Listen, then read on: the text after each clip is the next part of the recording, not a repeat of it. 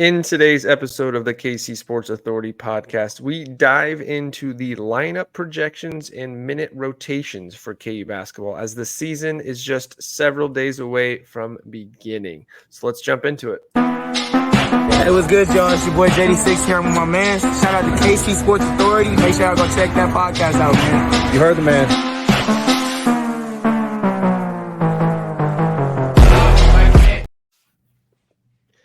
And welcome back to another episode of the KC Sports Authority podcast. Keegan, JB, and Spencer here with you. And like we said, this episode is all going to be about Kansas basketball. But first, remember, you can find the podcast over on Spotify as well as here on YouTube. Make sure you're taking the moment to just click that subscribe button real quick. Like the video, share it with your friends. You can also hit us up on all of our social medias, Facebook, TikTok, Instagram, and Twitter at KCSA Pod. And be sure you are following us because the content is rolling out as we are now into the middle of football season and the start of basketball season. So a lot of great stuff coming your way, and you don't want to miss out on any of it. So let's get to it. So KU basketball, for all of you Jayhawk fans out there, our last episode, if you haven't checked it out yet, you can go back and watch that. That's our season preview or kind of overview of the season, talking about the roster, the additions, diving into the schedule, the preseason expectations, preseason awards, kind of talking a little bit about the schedule. And of course, that took us way too long to get into. So we decided to do this one separate. So today is all about the lineups, the minute rotations, who's going to play, who are the guys Bill Self trusts, what should we expect out of the rotations. We'll talk about a couple different lineups here and there, best shooting lineup, the closing lineup, and then just kind of get into who we think is going to be doing what throughout the season as far as statistics go. So again, welcome in. I'm Keegan Russell, JB Merker, and Spencer Gray with us. Fellas, we are several days away from the official start of Kansas basketball. And now that we've had two of the preseason games under our belt, what's just the feeling you guys have heading into the official start of basketball? And I was saying it a little bit off air, but I'm still not ready for this season to start. I'm still in football mode, but and basketball's my favorite sport, so I gotta lock back in. But I'm excited. I think we finally got to see a good game. Of course, it was against Fort Hays State, but it's just seeing a good game full of plenty of our players scoring here and there. It gets me excited. I mean, just watching this team gets me excited. I kind of forgot a little bit what it was like watching those games in Puerto Rico just a couple months back, and now we're here.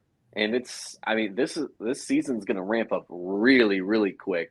So any concerns that we might have had in our first couple exhibition games, they kind of get me a little scared in a sense for the season, but overall I'm excited. I know it's just October jitters and everything like that. So looking forward to a good season.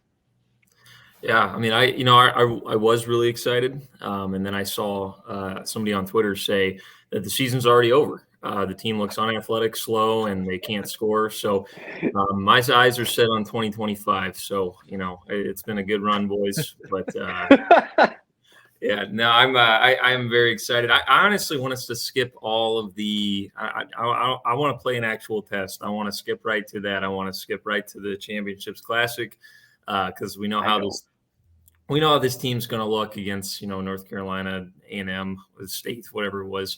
I want to see us right away on an actual test here because it's we've been talking about it all off season. There's been charity games, there's been stuff like that, and I'm ready to just see this team get in action and see how good we actually are here. Yeah, North Carolina Central. I mentioned it incorrectly on the last episode, but North Carolina Central is the opener, so that tells you how much we've paid attention to the first opponent we have on the books. We've said this in the offseason before on a previous episode that even with all the excitement headed into this season, that it might take some time to see this group gel. And there might be nights where offensively we're left wondering a little bit. And, in their two exhibition games, KU didn't really do anything crazy. I think the Illinois game was a little bit more high scoring back and forth. But the Fort Hays State game, KU looked pretty bad for a while, if I'm being honest. Offensively, defensively, pretty solid for the most part. I know Bill Self said that there's a lot they need to work on, which of course there is.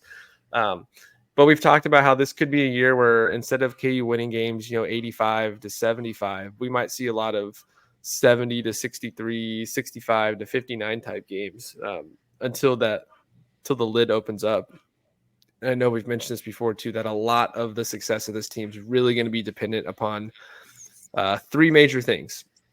Hunter Dickinson being the focal point of the offense and being consistent and showing up night in, night out. The improvements of Kevin McCullough as an offensive weapon. And then, of course, the shooting ability of this team. And if you guys watched the Fort Hays State game, we could not hit anything. That was an awful three-point shooting effort. The only takeaway I had from the two games shooting from the three-point line is Kevin McCullough might be the team's best three-point shooter. And that is shocking, a little disappointing, but also fantastic because he's going to be that senior guys we'll talk about. But didn't get a lot from Timberlake. Furphy only got a few minutes here and there. Elmarko, we didn't really get a lot of great looks, kind of forced some bad shots up. So still a lot of questions there. But let's get into it. We want to talk about rotations and minutes and lineup projections. That is the purpose of this episode. Obviously, this starts with the starters. And I think this is 4 of these is pretty simple. The 5th one is pretty difficult. So I just want to give quickly, each of you give me your 1 through 5. I'll give you my 1 through 5, and then we'll jump into the main question being who starts at 2. So JB, you go first. Who's your anticipated starting 5? And this could be for the whole, I guess, give me the starting 5 that you anticipate getting the most starts as a unit. Most starts, I'm looking at the obvious of Hunter, KJ, Kevin, DeJuan, and I'm looking at Elmarko now. I'm not sure if I've always had that sentiment. I'm looking at Elmarko now, and that's not to say that that Nick is terrible. I just think that it'll come down to Elmarko coming into his role and filling it well, and I overall just stepping up when we need someone to step up the most. So I'm going to give him the nod. Spencer, how about you? Yeah, I mean, I hate to be basic, but I will agree with JB. I think Elmarko gives you a pretty solid secondary ball handler, to kind of take some pressure off the wand. I think that's the starting lineup for the start of the season. I don't think the starting lineup will look the same throughout the season, and I definitely don't think it'll look the same by the end of the season. There's going to be 3 different possibilities. I mean, obviously you're going to have Elmarko at the 2, or you're going to have Furphy step in, or you're going to have Timberlake step in. Now, Timberlake got a technical foul in a charity game, so that is already not off to a flying start for him. And he was, I believe, 1 of 5 from 3 yesterday. But I do like the thought of him stepping in and getting us some better spacing. And then with Furphy, you're going to solidify a really solid defensive lineup. He's got length. He's got size. So a lot of possibilities, but I think to start the season, I think Self's going with Elmarko. I'm going to be different. My starting 5, same as yours. However, I have Timberlake starting at the 2 spot. And really that gets us into the question of who does start at the 2. I think those other 4 positions, like we said plenty of times, those are locked in. Who starts at the 2? That's the main question I think we're going to have going to the season. Through the several preseason games, we saw a couple different looks. Timberlake got the start this last time. Elmarko got the start the first time. Obviously, 2 very different players. I think when you look at what the 2 bring to the starting lineup, when I look at DeJuan and Elmarko, it gave me a little bit of the Frank Mason, Devontae Graham vibes, a little bit different play style. But those 2 quick guards that can push the ball down the court, get up the court quickly, and start the offense. Then we saw Timberlake get the start the other night, and Self's done this throughout the preseason. They did it in Puerto Rico where they swapped out. You can kind of see what are guys going to do when they get their chance to start. And I don't think either one really did anything necessarily to supplant the other. Different expectations, different goals for each guy when they're on the court. But that's really the question: is who starts at the 2? And that's not even getting into the potential of Johnny Furphy yet. Very late addition in the summer. He's been battling shin splints, so he hasn't got a lot of run time. But he is more than capable of being a starter in this lineup, especially with that length. So as we're getting into the two spot here, what are some of the things you guys are thinking on that would push you one way or the other to Elmarko or Timberlake or Furphy? Like which guy should it be, and which guy do you think brings the most to that starting two spot? Because I think we'll get into when we talk about the minutes here. It doesn't matter necessarily who's starting; it's really going to be about who's finishing games. But just give me a little bit more in depth analysis on who is going to take that two spot and why it should be the person that you think it is.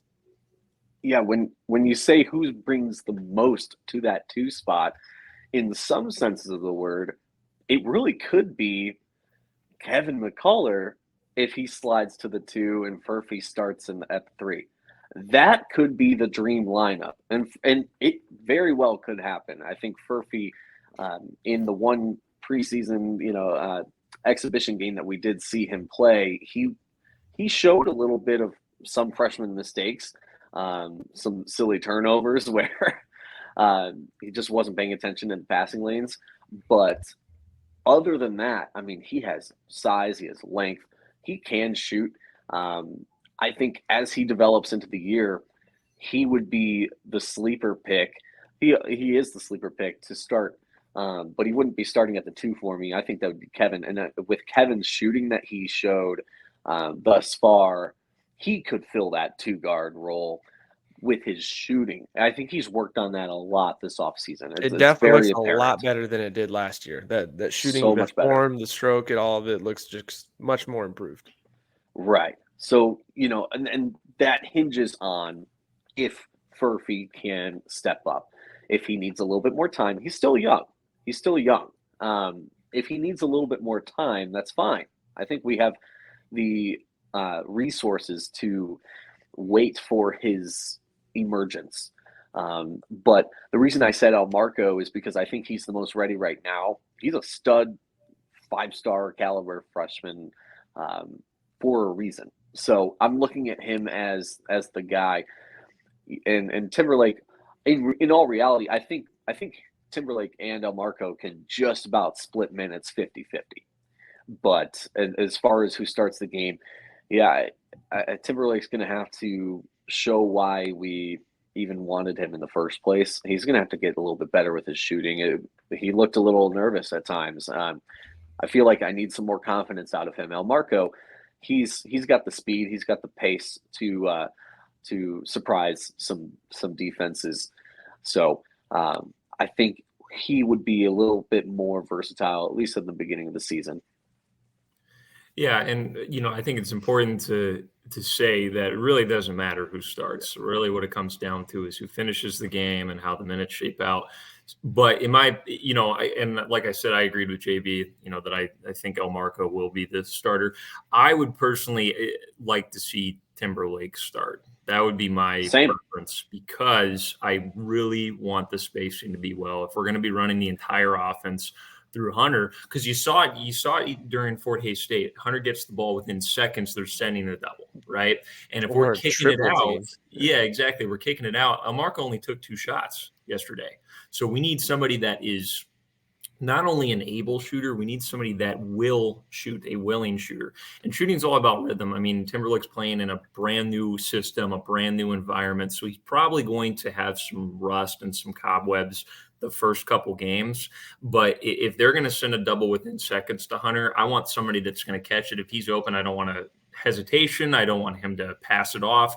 I want him to shoot. And I think Timberlake's got a green light. That's something that's not going to go away. Even if you're nervous, you got the green light, you're going to let it fly. So I think Timberlake works the best in the starting lineup. Now, again, if Kevin is shooting high 30s, low 40s and 3, that concern kind of drops off a little bit. So Elmarko's a capable shooter. So at that point, as long as he's willing and becomes a little bit more aggressive on offense, and yeah, you could kind of go both ways. And again, Furphy's also a capable shooter. He's young, so he's going to need to develop. So it may not be a problem that persists throughout the year, but I think to start the year, you got to get an environment where Hunter can have room to work in the post. And I think Timberlake gives you the best version of that.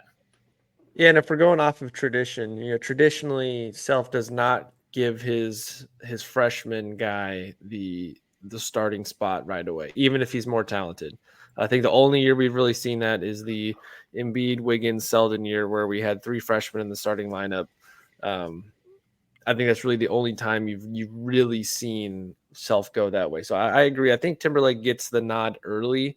Obviously, we only have 2 games to really draw anything from, and I don't think you take much of anything out of a preseason game because you just test things. But they really never looked to get Timberlake open shots that well. They didn't really move the offense around enough to get him looks. It was just more of a secondary or third look off of a set to Hunter. So I think some of that does play into why Timberlake hasn't done anything yet because there hasn't been a rhythm.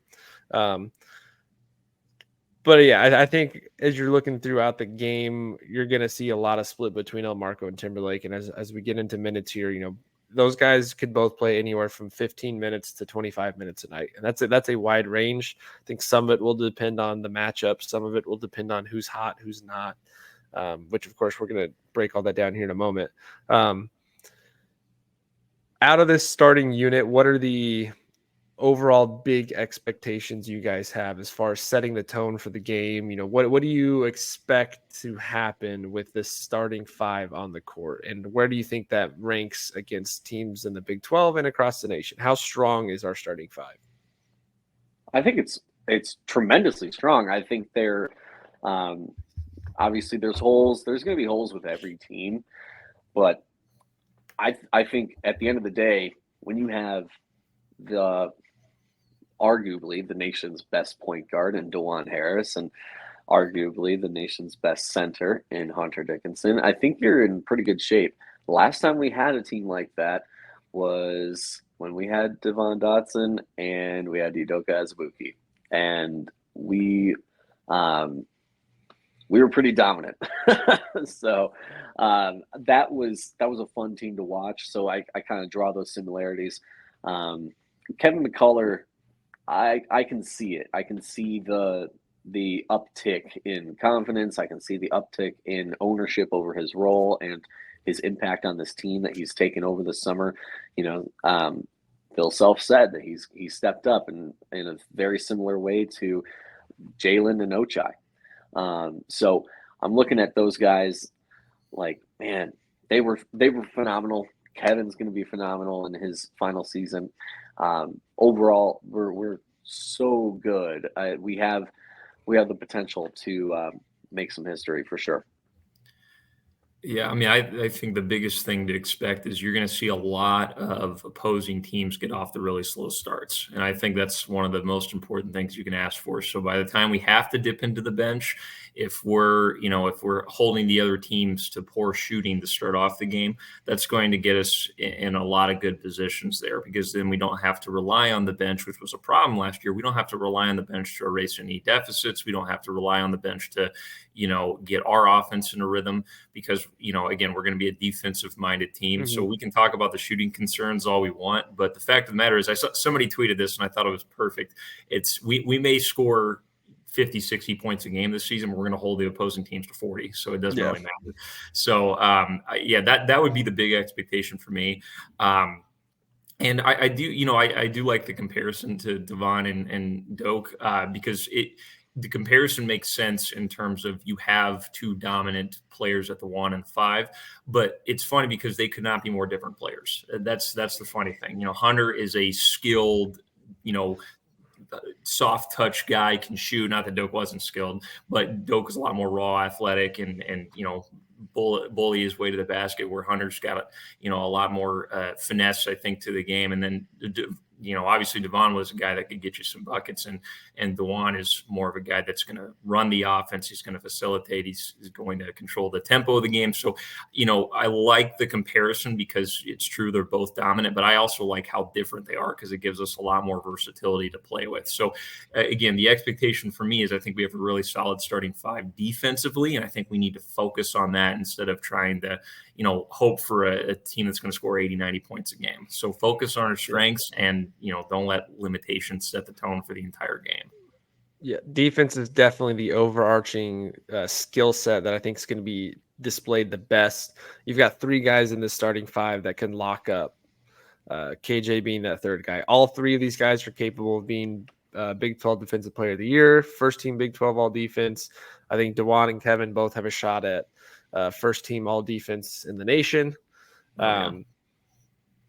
Offense, I think, again, offense is going to come. They got to get some time to gel and figure out how to space with Hunter appropriately. And I'm sure they're going to have plenty of games where defenses do things different, where they're going to double Hunter and it's going to force us to shoot more. They're going to have times where they just rotate over.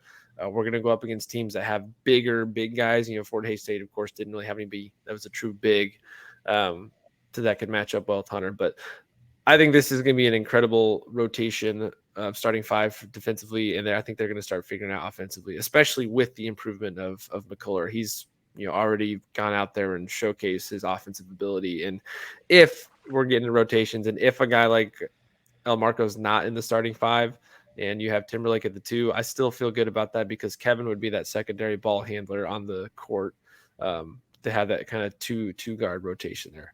Okay, so let's get into rotations and minutes. As we're breaking this down, there's 200 minutes a game that could be divvied out. I know we did this in our episode 2 seasons ago. I think last year I did a solo one, so I just kind of ran through it. But same thing this year. You got 200 minutes to give out. I kind of want to go by position, player by player, and just kind of see here's where I anticipate the minutes going, and then kind of get your guys' take on this.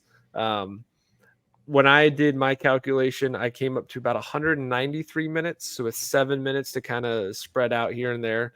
Obviously, we know Zach Clements is redshirting, so that leaves Kansas at 9 scholarship players on the active roster, but with like 200 reserve guys on the bench in their walk-ons. And they've got 2 walk-ons that I think could be scholarship players at other places with Chris Carter and Justin Cross on the bench.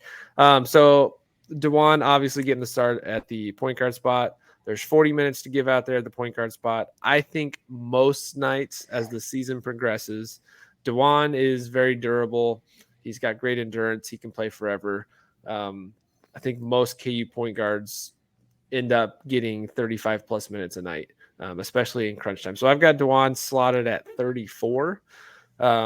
He's been averaging about 32 in the first couple of preseason games. So I think 34, once we get into regular play, that'll uptick there, which then leaves about 6 minutes at the backup spot, this is easy. That's all Elmarko. So 40 minutes right there, pretty easy. DeJuan, Elmarko. It could be anywhere from 30 to 34 for DeJuan on average, with plenty of nights where he gets up to 37, 38, with Elmarko taking those other spots. I'm going to do all the other ones before we get to the 2 guard spots. So let's go to the center spot with Hunter Dickinson. Hunter, I think, again, he's going to be averaging close to 30 minutes a night. I know, JB, we talked about this sometime back over the summer, that outside of, I think it was Jeff Withy and Cole Aldrich. Yeah. Bill Self has not had a center average more than 30 minutes a game. Those 2 both got really close, and I think Nick Collison was the last KU 5-man, of course, before Bill Self, to average north of 30 minutes a game. Hunter's been getting about 28 the last couple of games. For some reason, it felt like the Fort Hays State game, he was out there a long time, and I think it was just because he was in there later in the game. What's the ceiling you think Hunter gets for minutes? I would say his ceiling is roughly around 32 for me. And I only say that just because of, the history of Bill Self not playing his centers 30 plus minutes. But also, I just don't have a whole lot of faith in our backup. If we want to have, I say that if we want to have Hunter and KJ on the floor together as much as possible, then I don't have as much faith in Parker. It's not a knock on Parker. It's just a big drop off. So it's almost like we're gonna need him out there for 32 minutes on average. But yeah, our backup 5 when he is off the floor is KJ. And can I just say this? I've heard so many times just from broadcasters, just a little bit on Twitter. It makes no sense to me, but everyone's like, well, I guess you can play KJ at the 5 when Hunter's not on the floor. I'm like, he played the 5 all of last year. Yeah, I was like, are you guys stupid? Like he was our 5. He was getting 30 minutes a game at the 5 or whatever it was last season. And I know last season in the tournament didn't end the way we wanted it to, but I think we had a pretty darn good season last year, didn't we? With KJ with a small ball 5 all season long. We did pretty darn good. I'm not worried about that one bit. So, Keegan, I hope your backup 5 minutes include a lot of KJ in there. They actually But don't. I'm gonna come I'm gonna on. go Parker. I think Bill Self has talked about it, and he wants to, I think he's been very intentional in how he speaks that. That we brought Parker in, and we plan on using him. He's an experienced big. He is. I think they're trying to keep KJ off the 5-man just to have more size. And not that there's a huge size discrepancy between Parker and KJ. They're like 2 inches different, but KJ weighs more because KJ's freaking ripped. Now KJ, I think, strong enough to guard anybody, but I think they're just trying to keep the length out there. So I feel good with Parker. I think a new guy to a new system. He's only had a handful of games to really show anything. It's a lot of these newer faces. Parker Brown, even Hunter Dickinson, Nick Timberlake, and Elmarko, Johnny Furphy. I think it's going to take a couple weeks of the season to really see what they're capable of. But I think Parker's going to get that look the most. I think when Hunter's not on the court, Parker's going to be on the court. I think the only time we might see that differently is if Hunter's in foul trouble and they then go KJ at the 5 to get more experience, or not experience, to get more athleticism in that group. Not that Parker's not athletic, because I think he is, but I think they'd be more comfortable moving KJ to the 5 at that point and then running Furphy, McCullough, Timberlake, Furphy, McCullough, Elmarko, and Dewan. Yeah. So I still have Parker getting 10 to 12 minutes early. I think that'll kind of shorten as we get to the latter part of the season, because yes, then I think there's going to be more times where you see KJ slide down to the 5 and when Hunter's out. But I think early on, Parker's getting about 10 to 12, which is right on par with what he got in the preseason games, anywhere between 8 and 12 minutes. KJ's probably your better, like, immediate backup of the two, just based on play style. But I think Self's going to be intentional with playing Parker Brown. So then it gets us to the 4 spot. KJ is obviously going to be the starter. KJ is going to play anywhere from 28 to 30 minutes. I think some nights he's going to, just like any of these, some nights you're going to see him play way more than that. I think you'll see 33 to 34. I wouldn't mind seeing KJ play a little bit more minutes just to see what he's capable of in an extended time on the court. When I say extended minutes, I think last year he averaged about 29 minutes a game. So does he have the endurance to keep up another 4 or 5 minutes a game? I think I'd be interested in at least seeing that, because again, he's got 2 more years after this, or 1 more year after this. 1 more year after this. So I'd be curious to see what he can do in extended look. But if he's getting about 30 minutes a game, that's 10 minutes to spread out across the 4. Several months ago when we were talking, the thought was Kevin gets the backup 4 minutes, and then maybe Parker gets 2 or 3 minutes there. That was before Johnny Furphy, of course. Furphy would be the other guy that probably slides into that 4 spot. He's 6'9". Yeah, he's got the height. He's not really big necessarily, but he's got the height. He's got the length. Kind of, again, like that Svi role when Svi came in and played the 4. He's got the athleticism for it. So to me, he slides in as that backup 4. But really, I look at the guys that are playing the 3 and the 4 as, Kevin and Furphy. Those 2 guys are going to slide around. I think they're both going to get minutes at the 4 spot along Hunter when we go with, more run and gun type looks. I think even if KJ slides to the 5, then you've got Kevin sliding down to the 4. So all pretty interchangeable. I think that's the one thing that I do like about this group is you've got guys that are pretty interchangeable. Outside of Timberlake, pretty much all these guys you could slide into multiple spots and be fine with. And I think in a desperation spot outside of Parker Brown sliding in at the 4, I wouldn't be shocked if you see a little bit of Jamari McDowell. I think he's one that by the end of the season, we're going to be like, man, we got to find him some more minutes. Self's talked about how he could be that Travis Relaford type as he develops. I love his length. I love his on-ball defense. So I think we'll find ways to get minutes there. 3 spot, again, Kevin's starting at the 3. Kevin's going to average 32 minutes a night, if not more. So that leaves you about 8 minutes to divvy up there. To me, those 8 minutes, it's Johnny Furphy and it's Nick Timberlake. Again, we can kind of say this, like I just said, about all the 2 and 3 spot and the 4 spot. You've got about 4 guys that are interchangeable. So I guess instead of breaking it player by player or position by position, let's just do it more of player by player. Elmarko, Nick, and Furphy. Those 3 guys. What do you guys think is realistic ceilings and floors for the minutes those 3 guys get? Go ahead, Spencer. Yeah, I think it's going to be there. It's going to be a healthy range of 15 to 20. I think that's where it's going to range, and whoever is the starter out of those 3 is going to be the one that's pushing the 20, where whoever is kind of last on the depth chart will be closer to the 15. So, and like you said, I mean, we've been going position by position, and we've mentioned these guys multiple times. So there's versatility in where they can play, which I think is going to be helpful. So yeah, I think on the high end, yeah, they're probably going to be pushing around 20 because Bill's going to play the guys 30 plus. He's going to play, KJ, Dewan, Kevin, maybe Hunter, depending on, fatigue levels and stuff like that. But I think those 3 are going to be right in that sweet spot. Totally agree.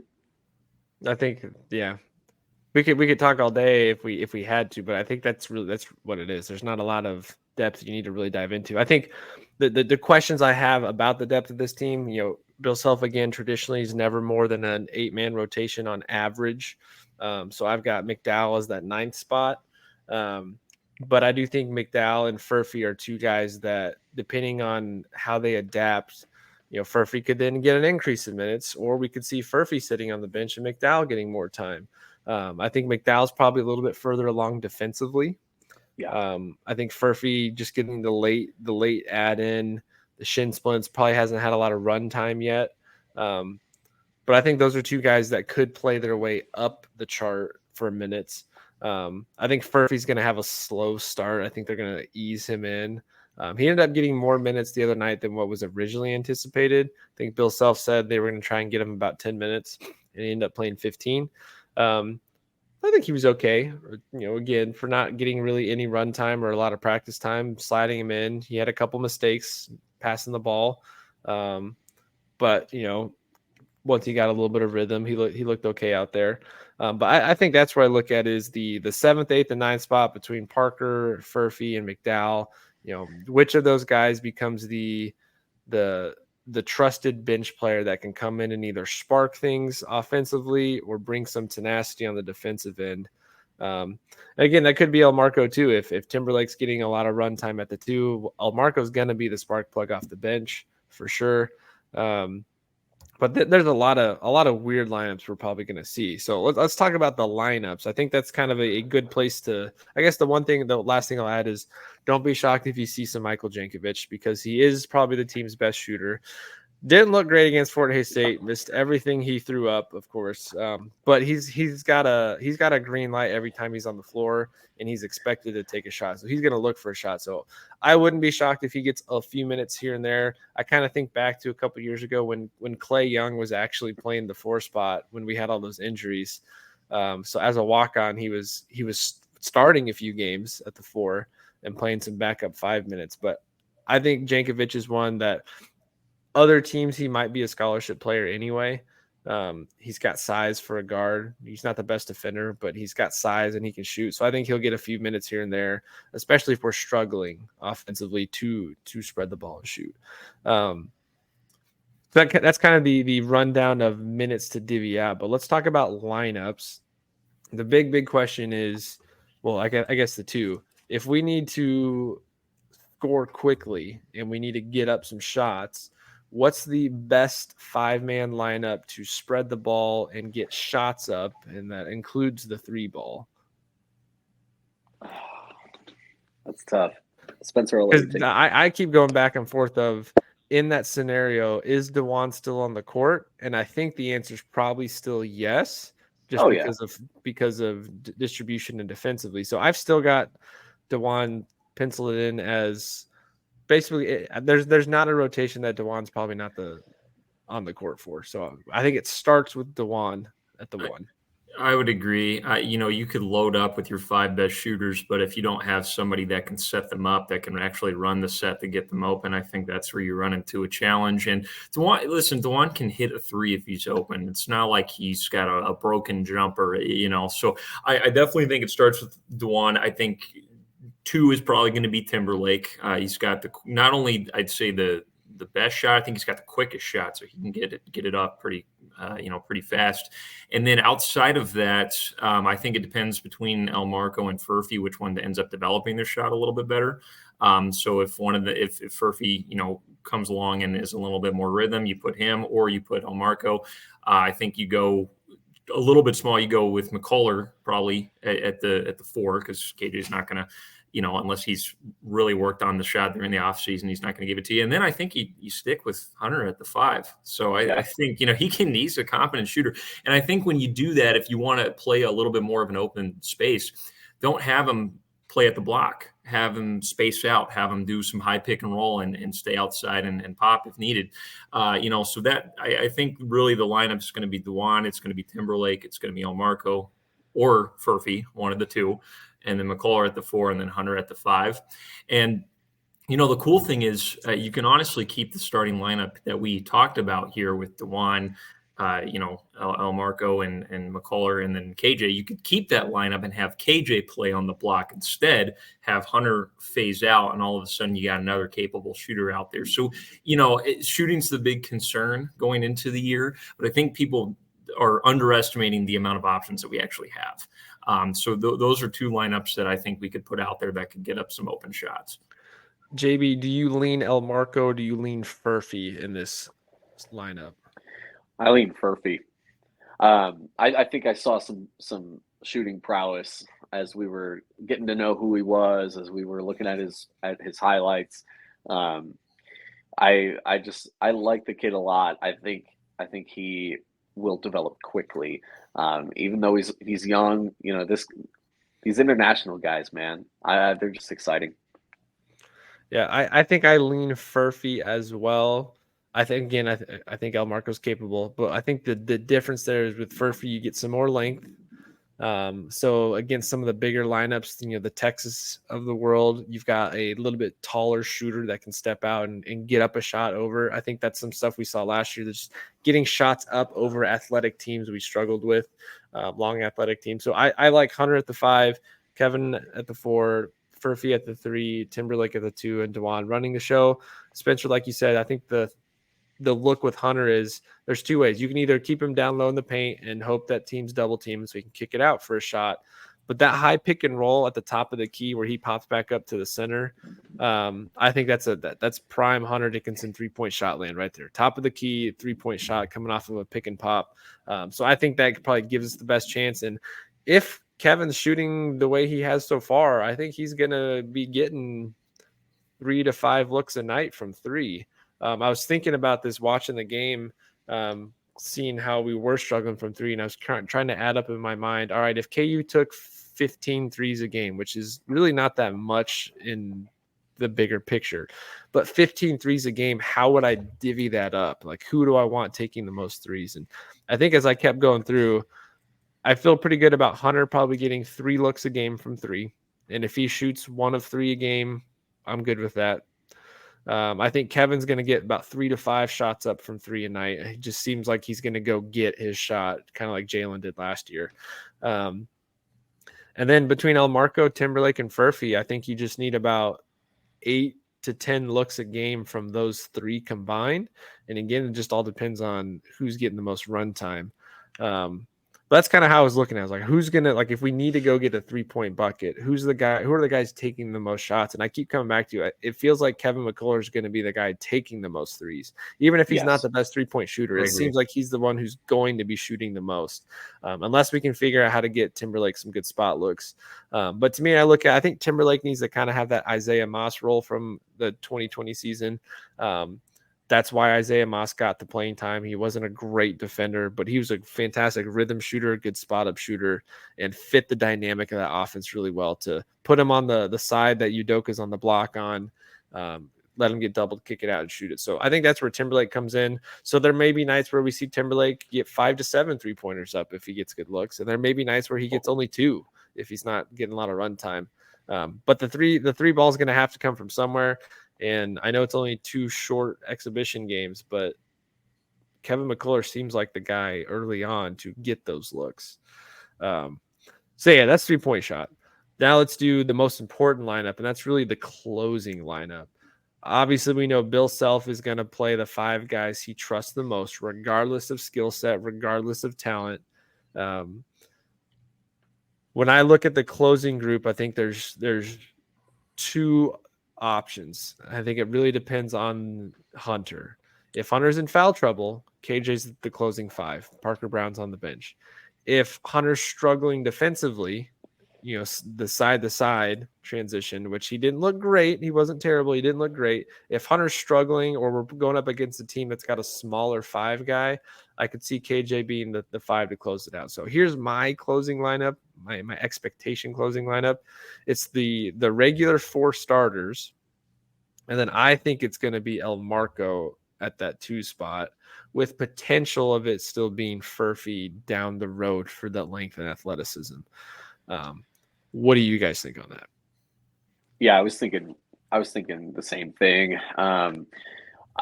But I will say if it's a situation where we absolutely need a 3, I think it's Timberlake in there. I think you just trust that. But if you don't need a 3, like if it's not closing lineup, we need a 3. If it's just closing lineup, let's close this game out. Yeah, I would agree. I'd agree. I think Timberlake gets to close out the game. So I think he gives us the most options offensively, and I also think Bill rolls with experience. So Timberlake's got a couple years of playing under his belt. I think he rolls with that over a freshman and Furphy or Jackson. And I do agree with the assessment of Hunter. If he's struggling defensively or he's in foul trouble, we are going to see a small ball lineup finish games. I've seen Bill do that quite a bit, finish games with the smaller lineup. I think it gives him a lot of versatility, and it helps that KJ can guard the 5. Right. I mean, the young man drinks his milk in the morning. He's got his muscles, man. So, I mean, those thighs. He's crazy, man. I think that's the other option outside of Timberlake. I think we go to small to finish the game. Yeah, I think one of the benefits with Hunter in the 5 spot is, I mean, he's obviously got incredible size and length, so he should be a good defensive anchor down low. But he's also a guy that's more than capable of hitting free throws. So Azubuike in there at the 5 spot, you were trying to foul him late because he's not a good free throw shooter. McCormick, better than average for a 5 guy, but I think this is KU's first true 5-man, and since probably Dedrick Lawson, really was a 4 but had to play the 5, that you have a center that is capable of staying in late to get free throws. Because at that point, you've got 5 guys on the court that should be good free throw shooters. But yeah, I think that's the closing lineup. Again, I wouldn't be shocked, depending on who we're playing, if Hunter comes out and we substitute him for some smaller lineups to get up and down the floor quick. I was a little surprised you guys both went with Timberlake as the closing 2. I understand the experience, seniority, man, and the experience part. I just think late in this, man, I guess now I'm talking myself out of it because he would be a better free throw shooter too. Well, he's got to be a good enough defender, and I think Self's going to go through the 5 guys that can make him the most comfortable. Because I think once you get to your closing lineup, you have to have guys that can rotate and swap and switch well.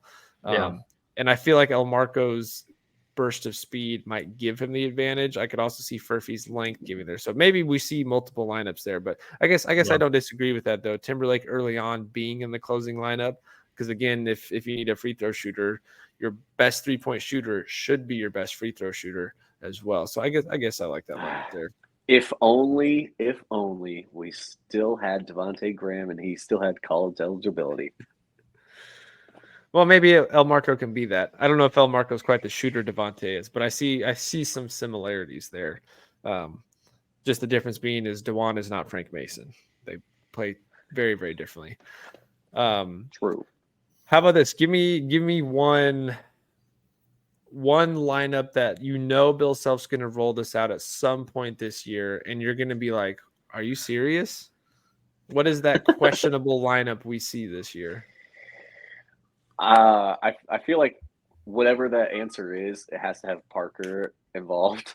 But I would say something along the lines of like Parker, KJ, Furphy, no Kevin McCullough, Elmarko, Dewan. Something like that. Like I don't know what kind of situation you're in to where Kevin McCullough and Hunter Dickinson are not on the floor at the same time. But I think maybe it's just a foul trouble thing. But I mean, they can produce. It can produce. But I don't want to see it. I'll give you the massive lineup. I'll give you Hunter at the 5, Parker at the 4, KJ at the 3, and McCullough at the 2. I guarantee he's going to roll with it, especially when we get these big athletic teams. It doesn't matter that KJ can't shoot a 3. He's going to insert just as many big bodies as he can. Yeah. I'm not going to like it because our spacing is going to look terrible. And are you going to have Furphy running the point? No, you could. I mean, Kevin could play the point. Realistically, you could. In the other lineup here, you're going to see it when Dewan gets in foul trouble or if he gets hurt. We don't really have a true one outside of Dewan, so you're going to see McCullough at the point, and you're going to see, it's going to be kind of a weird lineup because you're not going to have a traditional one in there. So you're going to have a guy that brings it up the floor, and then you're not going to have the offense drive through one person primarily like you see. So you're going to see a lot of handoffs. You're going to see a lot of screen and rolls, a lot of back cuts. So that's going to be an interesting lineup as well with McCullough at the 1. And then from there, I mean, you do have some versatility. You could play Furphy at the 3, and you could play, KJ at the 4. So those are the 2 lineups with someone different at the 1, and then the just massive lineup I know he's going to throw out there at some point. If we can get Hunter and Parker out there at the same time, I think that would be pretty cool. Interesting to see. Yeah. Bigger than what the Morris twins were when they were here, but 2 guys that can step out and shoot. I'd just be curious to see, maybe Bill's just for the heck of it does it.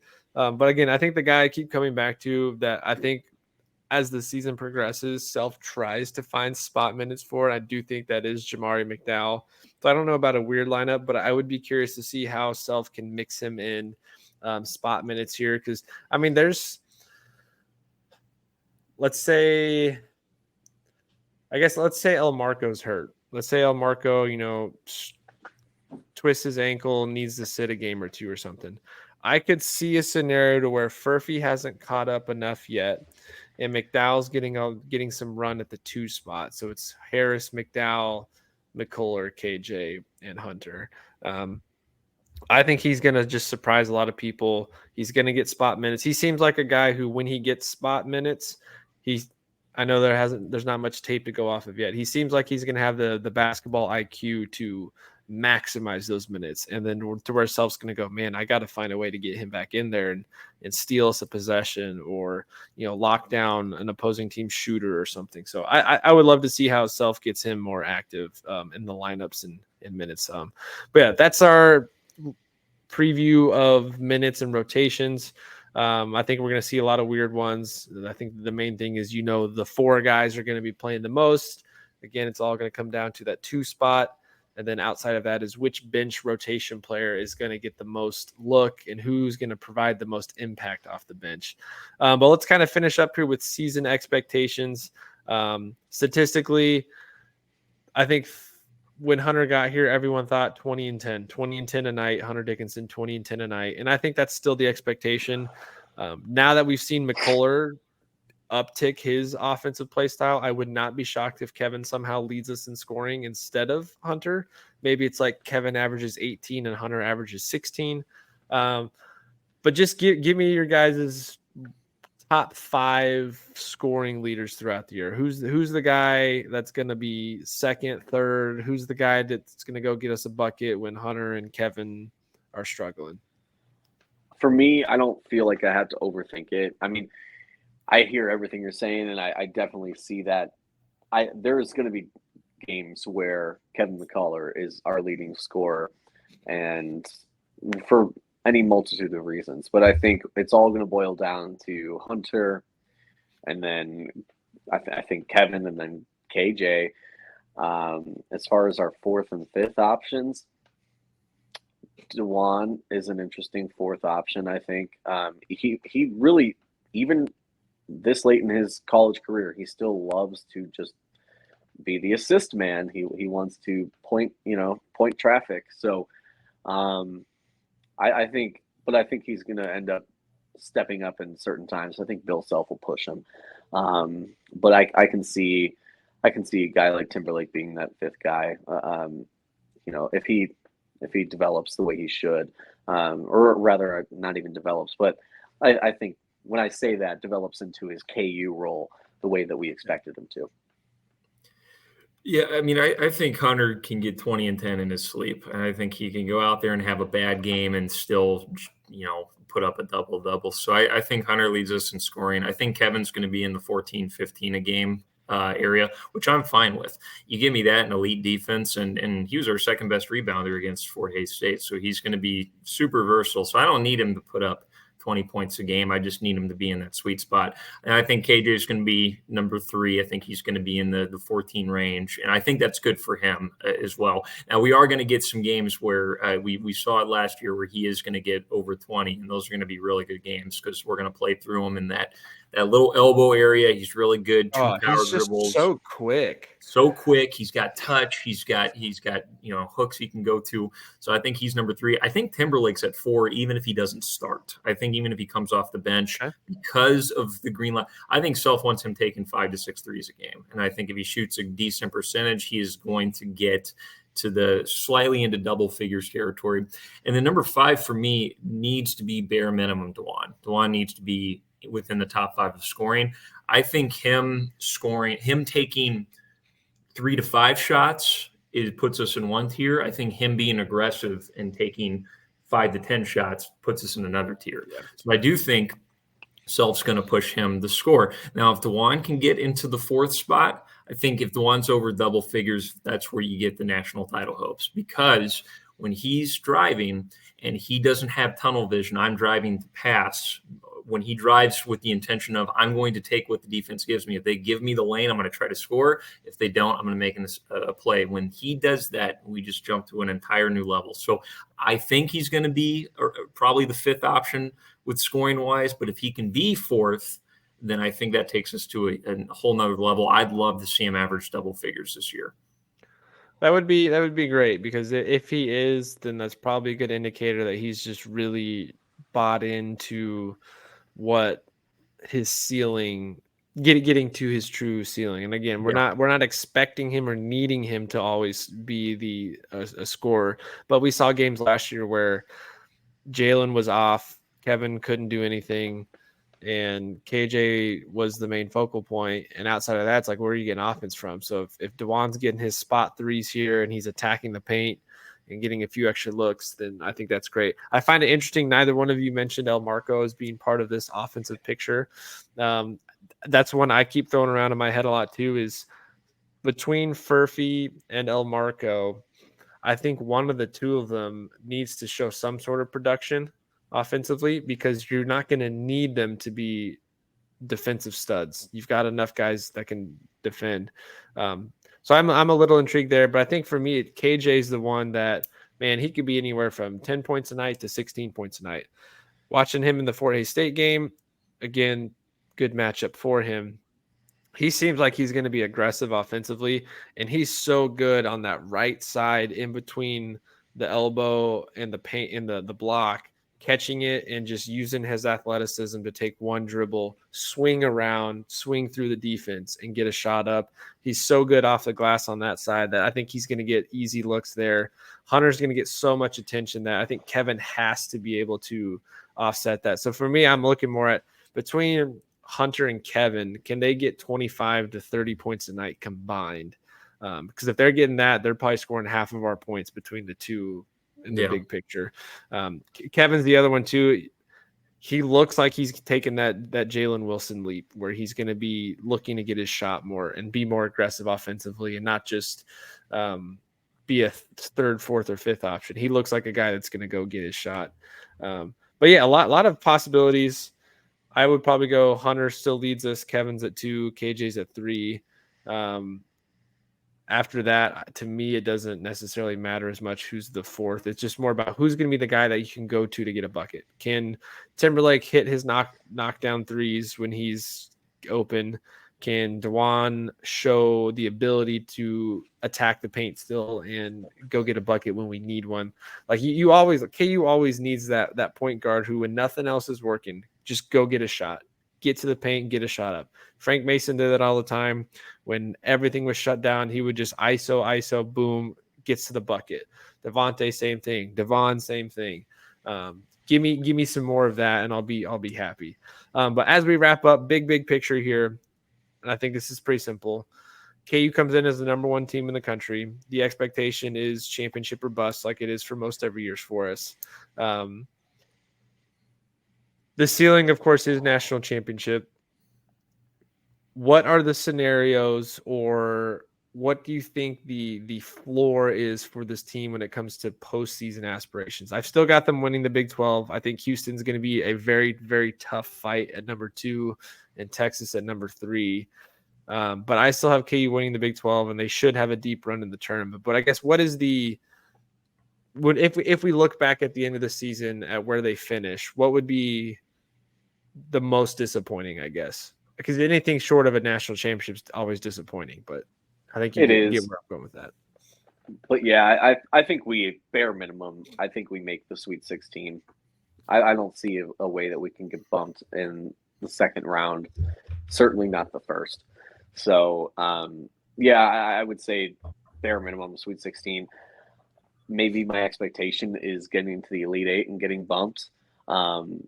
If I'm trying to be kind of realistic, because there's always going to be question marks, and our 3-point shooting is going to catch up with us, I think. And I think that's what does us in the end.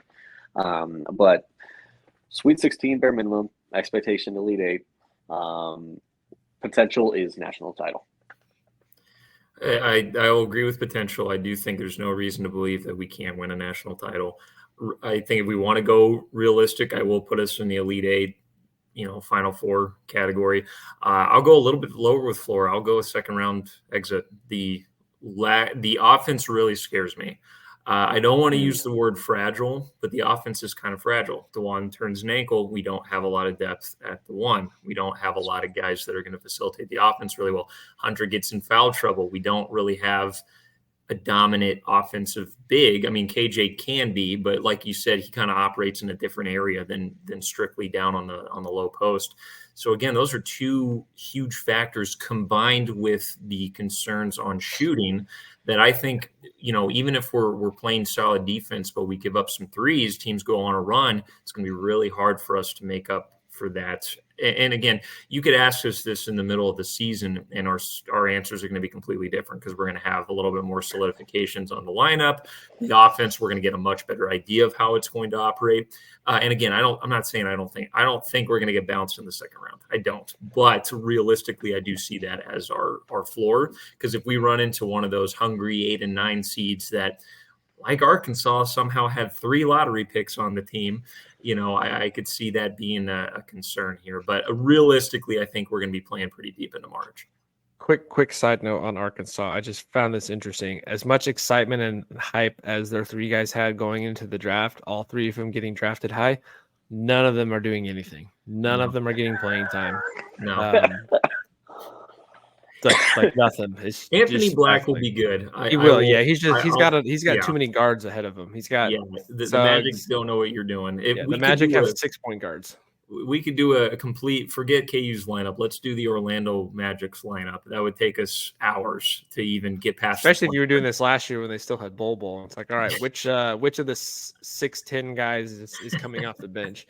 But yeah, don't want to get into that because obviously this is for KU. But that'll kind of wrap things up here for this second preseason episode. Hawks have their first official game coming up Monday night against North Carolina Central, 7:00 in the Field House. And then they play Manhattan of New York that Friday. And then Super Tuesday, the Champions Classic, Kentucky.